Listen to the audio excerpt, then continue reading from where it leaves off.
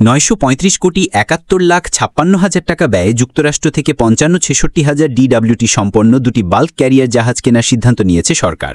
জাহাজ দুটি কেনা হবে Hellenic dry bulk ventures LLC থেকে। মঙ্গলবার 12 আগস্ট সচিবালয়ে অর্থ উপদেষ্টা ড সালেহুদ্দিন আহমেদের সভাপতিত্বে অনুষ্ঠিত সরকারি ক্রয় সংক্রান্ত উপদেষ্টা পরিষদ কমিটির বৈঠকে এই জাহাজ কেনার অনুমোদন দেওয়া হয়েছে। বৈঠক সূত্রে জানা গেছে, প্রতিটি 55-66,000 ডিডব্লিউটি সম্পন্ন বাল্ক ক্যারিয়ার জাহাজ অর্জন প্রকল্পের আওতায় দুটি জাহাজ ও আনুষঙ্গিক সেবা ক্রয়ের জন্য এক ধাপ দুই খাম দরপত্র পদ্ধতিতে দরপত্র আহ্বান করা হলে 3টি প্রতিষ্ঠান দরপ্রস্তাব দাখিল করে। এর মধ্যে 2টি প্রস্তাব কারিগরিভাবে রেসপন্সিভ বিবেচিত হয়।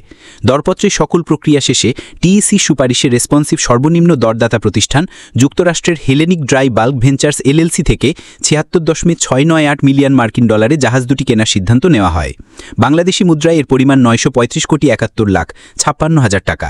জাহাজ দুটি রাষ্ট্রায়ত্ত প্রতিষ্ঠান বাংলাদেশ শিপিং কর্পোরেশনের নিজস্ব অর্থায়নে কেনা হবে। অর্থ উপদেষ্টা সভাপতিত্বে সরকারের ক্রয় সংক্রান্ত উপদেষ্টা পরিষদ কমিটির বৈঠকের পাশাপাশি অর্থনৈতিক বিষয় সংক্রান্ত উপদেষ্টা পরিষদ কমিটির বৈঠকও অনুষ্ঠিত হয়।